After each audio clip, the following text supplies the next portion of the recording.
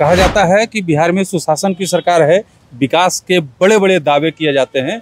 उस बिहार में इतनी विभत्स घटना की शिकार एक नाबालिग बच्ची को अस्पताल में एक बेड नहीं मिल पाए। मैम को गाली देना हुआ अगर हम बिहार के संदर्भ में कहते हैं कि बिहार में सुशासन की सरकार है। बिहार में तो हैवानों को पनाह देने वालों की सरकार है। माँ और बहन और बेटियों की अस्मिता लूटी जा रही है, उनको संरक्षण और उनको बचाने वालों की सरकार है। मंगल पांडे जी मंगल तालाब की सैर कर रहे हैं। अभी तक उनको ज्ञात भी नहीं है कि एक दलित बच्ची की हत्या हुई। मंगल पांडे को कि अगर आपके अंदर जरा भी शर्म है ना, तो नैतिकता के आधार पे कम से कम आप पद का त्याग दीजिए। और नीतीश जी से क्या बोले, वो तो खैर, आखिर उस बच्ची की मौत का जिम्मेदार कौन है? मंगल पांडे, नीतीश कुमार, बिहार सरकार, एनडीए की सरकार? किसी को तो जिम्मेदारी लेनी पड़ेगी ना। उस वक्त बच्ची दर्द से तड़प तड़प के मर रही थी। उस वक्त वो अपने जीजा को सेट करने में लगे हुए थे। तो उनका काम ही क्या है? सेटिंग और गेटिंग। क्या कहिएगा पासवान जाति से, पासवान समाज से?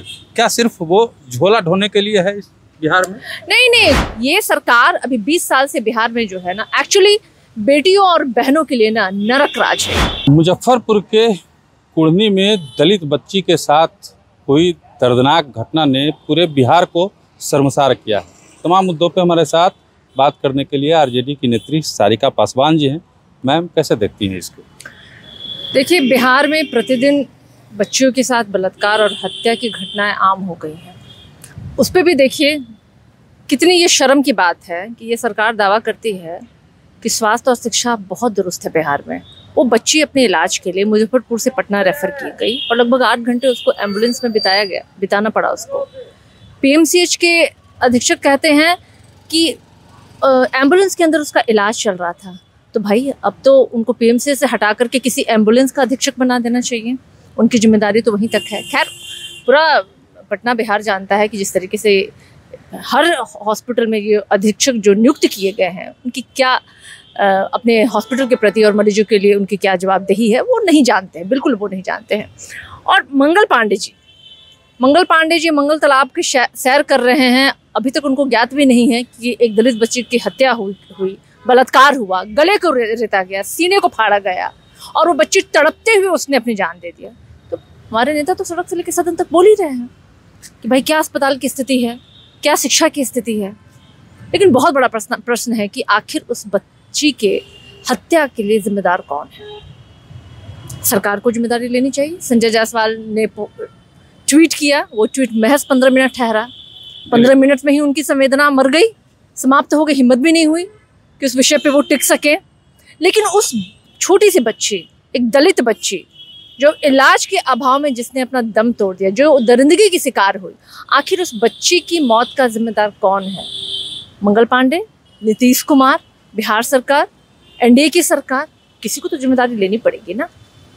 और मुझे लगता है कि ये कोई पहली घटना नहीं है। इसके पहले भी आप कैमूर देखिए, मुजफ्फरपुर देखिए, नालंदा देखिए, ऐसा कहाँ है जहाँ पे बच्चियों का हर एक दिन बलात्कार और हत्या नहीं हो रही है और ये सरकार मौन है, चुप है? तो क्या कहा जाए। ये सरकार अभी 20 साल से बिहार में जो है ना, एक्चुअली बेटियों और बहनों के लिए ना नरक राज है। ये बिहार में सुशासन की सरकार है। कहा जाता है कि बिहार में सुशासन की सरकार है, विकास के बड़े बड़े दावे किए जाते हैं। उस बिहार में इतनी विभत्स घटना की शिकार एक नाबालिग बच्ची को अस्पताल में एक बेड नहीं मिल पाए। मैम, एक बेड। भाई वही तो कह रहे हैं ना, ये दावे करते हैं बड़ी बड़ी, और काहे का सुशासन की सरकार? सुशासन को गाली देना हुआ अगर हम बिहार के संदर्भ में कहते हैं कि बिहार में सुशासन की सरकार है। बिहार में तो हैवानों को पनाह देने वालों की सरकार है, माफियाओं को पनाह देने वालों की सरकार है।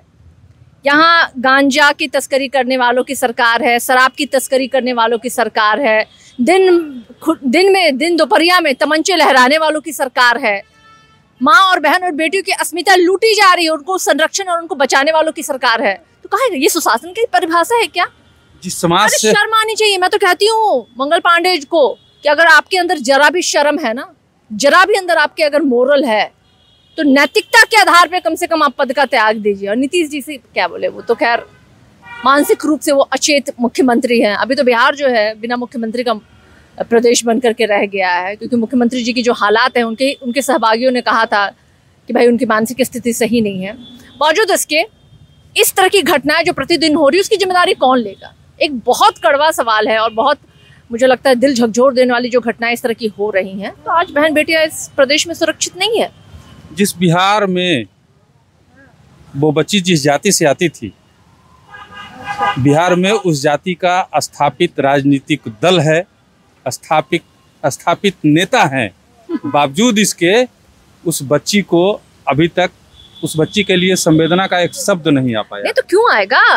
आप जो कह रहे हैं मैं समझ गई, इसलिए मैंने उस बच्ची की जाति का नाम नहीं लिया क्योंकि मैं भी उसी जाति से आती हूँ।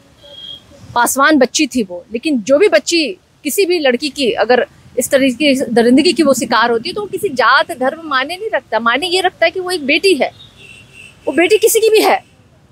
लेकिन चिराग पासवान जी जो कहते हैं so called Bihar first, Bihari first, पासवानों के अपने आप को नेता बताते हैं, जाकर के आरक्षित सीट से चुनाव लड़ते हैं, रोज नए सगुफे छोड़ते हैं, लेकिन उन्होंने एक संवेदना के शब्द भी नहीं बोला उस बेटी के लिए।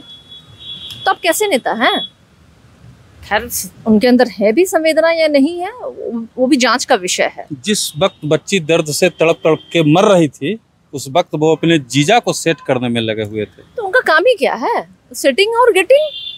सेट करो और गेट करो, किसी तरह से उनका मौका उनको मिलता है, उसको लेते हैं। अब वो परिवार के इतर कभी वो अपने समाज के बारे में सोच भी नहीं सकते हैं।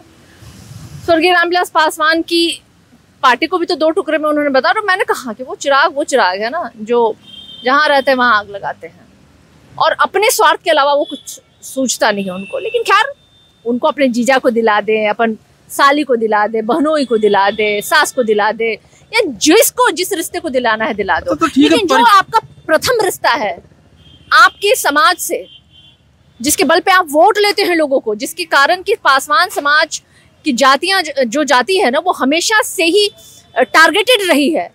जब आप नीतीश कुमार को गाली देते थे तो यही पासवान समाज टारगेटेड था।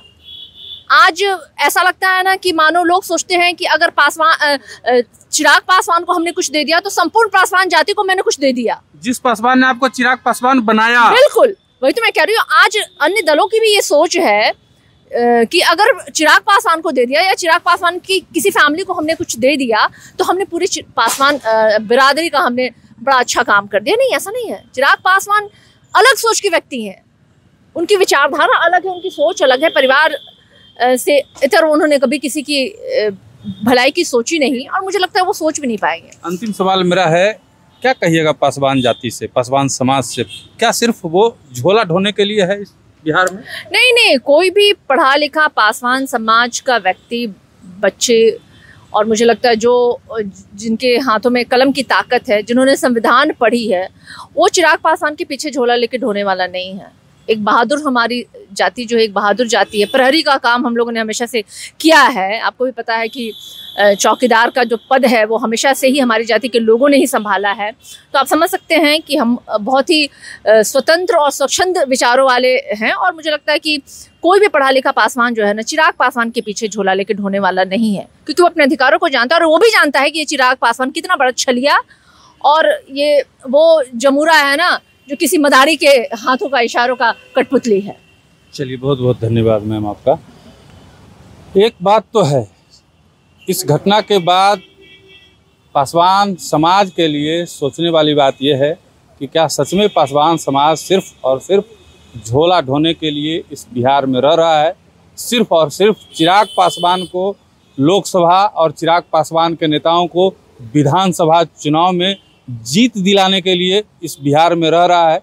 ये सोचने वाली बात है, और आने वाले विधानसभा चुनाव में पासवान समाज के पास एक बड़ा मौका है कि चिराग पासवान को जवाब दें, चिराग पासवान की पार्टी को इसका जवाब दें।